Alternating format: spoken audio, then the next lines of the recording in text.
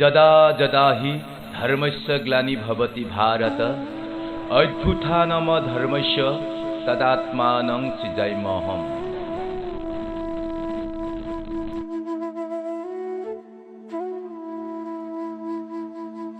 অৰ্জুনে জাগতিক স্নেহবন্ধন আৰু হিতাহিতৰ কথা বিবেচনা কৰি নিজৰ স্বজন বন্ধু জ্ঞাতি আৰু লোকসকলৰ প্ৰাণহানি হোৱাটো ভাল হ'ব নে বেয়া হ'ব তাৰ বিচাৰ কৰাৰ ক্ষেত্ৰত লৌকিক দৃষ্টিৰে নিজৰ সংশয় ভৰা চঞ্চল মনটো স্থিৰ কৰিব পৰা নাছিল। তেওঁৰ অন্তৰৰ কথা মতে ভাতৃ কৌৰৱসকলক পৰাজিত কৰাৰ অৰ্থ হ'ব নিজকে পৰাজিত কৰা, যিহেতু সেইসকল তেওঁৰে আত্মীয় স্নেহ প্ৰেম আৰু অনুকম্পাৰ যোগ্য। সেয়েহে নিজৰ মনলৈ অহা শংকা আৰু ভাৱ প্ৰৱণতাৰ কাৰণে তেওঁৰ অন্তৰৰ বিবেক শক্তি সংশয় মোচনৰ বাবে সাৰ্থক আৰু নিৰ্ভৰযোগ্য হ'ব পৰা নাই। আত্মা আৰু দেহৰ মাজত থকা পাৰ্থক্যৰ কথাও তেওঁ তত্ত্বতঃ হৃদয়ংগম কৰিব পৰা নাই, কাৰণ দুচিন্তাত তেওঁৰ বিবেক দুৰ্বল হৈ পৰিছে। তদুপৰি স্বজন তথা প্ৰিয় লোকসকলৰ সম্ভাৱ্য মৃত্যুৰ শোকতো তেওঁৰ হৃদয় ব্যথিত কৰি সংশয় ভঞ্জন কৰাৰ উপায়ৰ বিষয়েও চিন্তিত হৈ পৰে, কিয়নো নিজেও তেওঁ আত্মজ্ঞান বিমূঢ় আৰু বিভ্ৰম অৱস্থাত পৰিছে। সেইকাৰণে তেওঁ তেওঁৰ বুকুৰ বান্ধৱ কৃষ্ণৰ ওপৰতে জ্ঞানাজ্ঞান কৰ্মাকৰ্ম আৰু ধৰ্মাধৰ্ম চিন্তনৰ দায়িত্ব অৰ্পণ কৰি তেওঁক কৈছে, হে জগতগুৰু, দেহাভিমানী মোৰ কাৰণে আজি এই ধৰ্মসংকটৰ সমস্যাৰ মাজত আত্মজ্ঞান অথবা পৰমাৰ্থিক জ্ঞানৰ জ্যোতি দেখা পোৱাটো অসম্ভৱ হৈ পৰিছে। মোৰ এনে বিমূঢ় অৱস্থাই কাৰ্পণ্যস্থায়ী দুখজনিত কাৰণত স্বকীয় চিন্তাশক্তি তথা স্বভাৱটো দুৰ্বল কৰি পেলাইছে। দ্বিধা শংকাই মনত চাঞ্চল্যৰ সৃষ্টি কৰিছে। সেইবাবে মোৰ ধৰ্মস্বৰূপ কৰ্তব্য নিৰ্ণয় কৰাৰ ক্ষেত্ৰত মনটো কিং কৰ্তব্য বিমূঢ় হৈ পৰিছে। সেয়েহে প্ৰভু, মই আপোনাৰ চৰণত আশ্ৰয় গ্ৰহণ কৰিছো, শৰণ লৈছো, কাৰণ এই কথাটো নিশ্চিতভাৱেই মোৰ বাবে প্ৰয়োজন হৈ পৰিছে যে বৰ্তমান মোৰ কাৰণে কি অৱস্থা গ্ৰহণ কৰাটো নিশ্চিত আৰু অধিক শ্ৰেয়কৰ। সেই কথাটো মোক মই আপোনাৰ বৰ্তমান শিষ্য, এতেকে আপোনাৰ শৰণাশ্ৰিত মোক আপুনি যথাৰ্থ আৰু প্ৰয়োজনীয় জ্ঞানোপদেশ শিক্ষা দিয়ে। এনে জিজ্ঞাসাৰ কাৰণ অজ্ঞানতাৰ কাৰণে মনত নানা সংশয় সৃষ্টি হোৱাৰ ফলত তেওঁ বৰ উদ্বিগ্ন হৈ পৰিছে। এনে পৰিস্থিতিত আধ্যাত্মিক জ্ঞান তথা সত্য দৰ্শনৰ সামৰ্থ্য তেওঁৰ লোপ পাইছে। সেইবাবে তেওঁৰ বৰ্তমান কৰ্তব্যৰ ক্ষেত্ৰত প্ৰকৃত সত্যৰ সন্ধান পাবলৈ তেওঁ একান্ত ইচ্ছা কৰি ভগৱান কৃষ্ণক আধ্যাত্মিক গুৰুস্বৰূপে বৰণ কৰিছে। এই ক্ষেত্ৰত মনৰ স্বাভাৱিক সংশয়ৰ উপৰি হৃদয় গ্ৰন্থি ছেদ কৰাৰ মানসিকতায়ো তেওঁৰ অন্তৰত ঠাই পাইছে।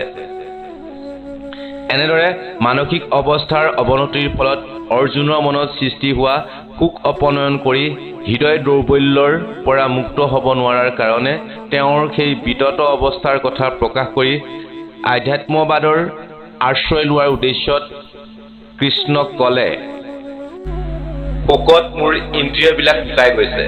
ইন্দ্ৰিয় আৰু ইন্দ্ৰিয়ৰ কাৰ্য আৰু শক্তি বিনষ্ট আৰু সংকুচিত হোৱা মোৰ মনত গভীৰভাৱে ব্যাপি পৰা এনে মৰ্মভেদী শোকৰ বিষ বেদনা কেনেকৈ দূৰ কৰিব পৰা হ'ব, সেই বিষয়ে মই ভাবি কোনো উপায় পোৱা নাই। সেই শোকৰ দাৰুণ বিষ মই শত্ৰুহীন অবাধ পৃথিৱী লাভ কৰিলেও থাকি যাব। দেৱতাসকলৰ মহা ঐশ্বৰ্যশালী স্বৰ্গ ৰাজ্যৰ আধিপত্য লাভ কৰিলেও থাকি যাব। এজন ৰাজ চক্ৰৱৰ্তী ৰজাৰ সমগ্ৰ পৃথিৱী ৰাজ্যৰ সুখৰ উপৰিও দেৱভোগ্য স্বৰ্গ ৰাজ্যৰ মহাসুখভোগে মোৰ হৃদয়ৰ বিষাদ ইহকালতো আনকি দূৰ কৰিব নোৱাৰিব।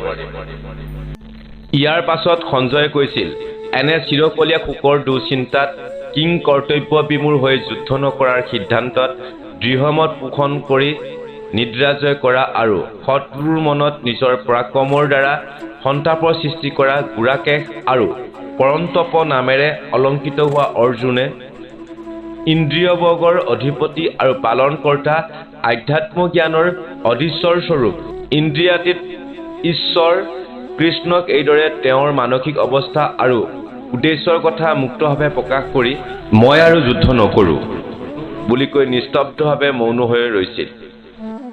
মমত্বভাৱৰ বশৱৰ্তী হৈ আত্মীয় স্বজনৰ হানি আৰু নিজৰ হাতেৰে তেওঁলোকৰ বিনাশ কৰাৰ চিন্তাত যুদ্ধ নকৰোঁ বুলি দৃঢ়মত পোষণ কৰা অৰ্জুনৰ তেনে শোকাবহ অৱস্থাৰ কথা বুজি পাই অন্তৰ্যামী ইন্দ্ৰিয়াধিপতি ভগৱন্ত কৃষ্ণই তেওঁক তত্ত্বজ্ঞানৰ দ্বাৰা উপদেশ আৰু প্ৰবোধ দিবলৈ একান্তভাৱে ইচ্ছা কৰিলে।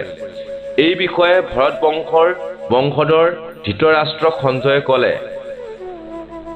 তেতিয়া শ্ৰীকৃষ্ণই দুয়োটা সৈন্যদলৰ মাজত বিষাদগ্ৰস্ত হৈ মৌনভাৱে বহি থকা অৰ্জুনক তেওঁৰ মনৰ বিষাদ আঁতৰাই সন্তোষ দিবৰ বাবে ভুৱন মোহন মিচিকীয়া হাঁহি এটা মাৰিয়েই এইদৰে তেওঁৰ বক্তব্য কথাখিনি ক'লে।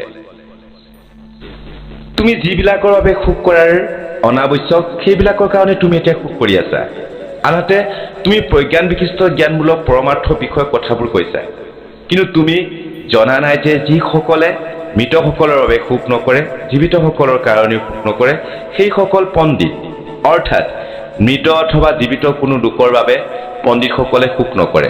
কাৰণ পণ্ডিত বা জ্ঞানীজনে দেহ আৰু আত্মাৰ স্বৰূপ আৰু প্ৰভেদৰ কথা জানে। দেহৰ নশ্বৰতা আৰু আত্মাৰ শাশ্বত অৱস্থাৰ কথা বুজি পোৱাৰ কাৰণে জ্ঞানী লোকে মৃত লোকৰ বাবে সুখ নকৰে, জীৱিত লোকৰ কাৰণেও সুখ নকৰে বুলি কৈছোঁ।